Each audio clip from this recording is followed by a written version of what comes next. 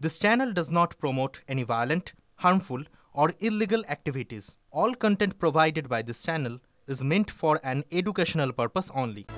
নারী নিরাপত্তা নিয়ে আওয়াজ উঠছে, কিন্তু তারপরও নিরাপত্তা কোথায়? দক্ষিণ দিনাজপুরে এক আদিবাসী নাবালিকাকে ধর্ষণ করে খুনের চেষ্টার অভিযোগ, গ্রেপ্তার এক তৃণমূল কর্মী। দেখুন। মাস্কট স্পিন কন্ট্রোল ল্যাবের পরীক্ষায় এটি প্রমাণিত। কেয়াসেট আলোপেক্স পেন্টা অ্যাক্টিভ নতুন চুল গজাতে সাহায্য করে, চুল পড়া বন্ধ করে। Keyaseth Alopex penta active 10 hair fall প্রবলেমের একমাত্র সলিউশন। তিলোত্তমার হয়ে বিচার চেয়ে এখনো সরগরম গোটা বাংলা, তার মধ্যেও নারী নির্যাতন চলছেই। বৃহস্পতিবার দক্ষিণ দিনাজপুরের বংশীহাড়ির এই গ্রাম পুলিশে ছয়লাভ, কারণ পঞ্চম শ্রেণীর আদিবাসী ছাত্রীর উপর নারকীয় অত্যাচারে অভিযুক্তের বিচার এবং শাস্তির দাবিতে সরব গ্রামবাসীরা। বুধবার রাতে ছাত্রীর বাড়িতে চড়াও হয় এক প্রতিবেশী। নাবালিকাকে ধর্ষণের অভিযোগ প্রিয়নাথ রাজবংশীর বিরুদ্ধে। ধর্ষণের পর শ্বাসরোধ করে খুনের চেষ্টারও অভিযোগ।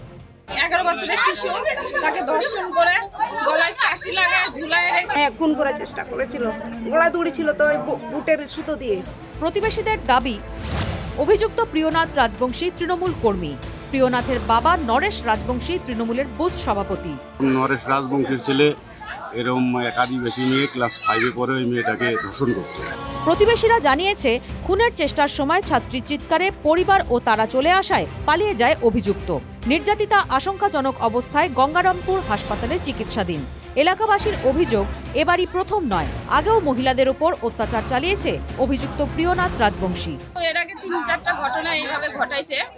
দুইটা বউকে নির্যাতন করছে, তারপরে একটা ছাগল পশু তাকেও এরকম করে।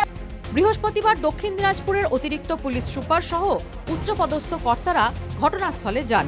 দৌলতপুর থেকে অভিযুক্ত প্রিয়নাথ রাজবংশীকে ধরেও ফেলে পুলিশ, যদিও তারপরেও পুলিশের উপর আস্থা নেই গ্রামবাসীদের। বিভিন্ন রকম নারী নিগ্রহ করে অবাধে করছে, বাড়িতে ঢুকে নিয়ে ধর্ষণ করে দিচ্ছে, কোনো সুরক্ষা নাই। তাদের ব্যবস্থা আমাদের জনসমক্ষে প্রশাসন ধরে নিয়ে এসে দিয়ে দেখ, আমরাই করবো সব বিচার। এর আগেও তো 3-4টা ঘটনা ঘটছে, পুলিশ ধরে নিয়ে যাওয়ার পর ছেড়ে দিল, পুলিশ কিছুই করতেছে না। নাবালিকা আদিবাসী ছাত্রীকে ধর্ষণের অভিযোগ নিয়ে সরব বিজেপির রাজ্য সভাপতি সুকান্ত মজুমদার।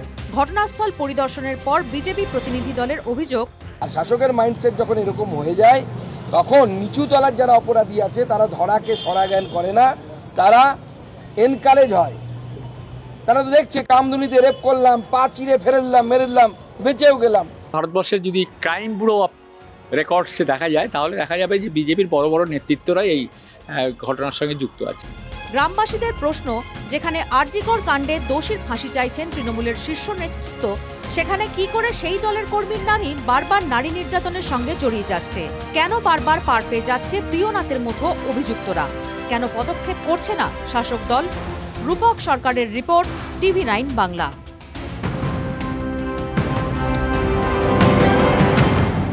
নজর রাখবে এই মুহূর্তে আরো একটি আপডেটের দিকে। আওতায় পাক চীন, INS আরিহান্তের পর এবার INS আরিঘাত। পরমাণু ক্ষেপণাস্ত্রে সজ্জিত দ্বিতীয় সাবমেরিন পেল ভারতীয় নৌসেনা।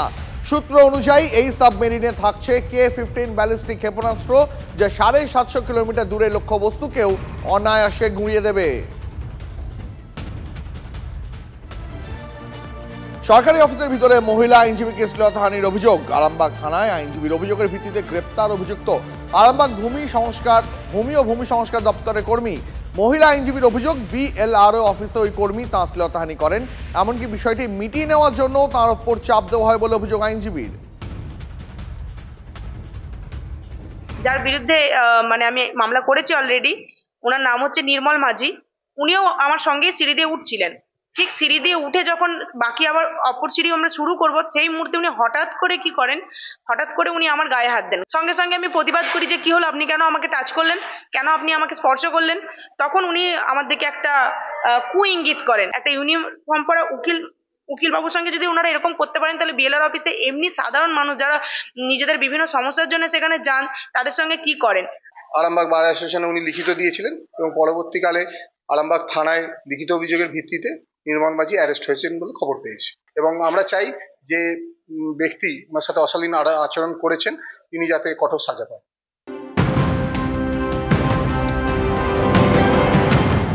আর এবার যে খবর জানাবো, কেবলমাত্র একটি পরিবারের নিরাপত্তার জন্য রাষ্ট্র বিশেষ সুবিধা কেন দেবে? বৈষম্যের কথা উল্লেখ করে এবার বঙ্গবন্ধুর পরিবারের বিশেষ নিরাপত্তা প্রত্যাহার। হাসিনাকে কোণঠাসা ইউনূস সরকারের।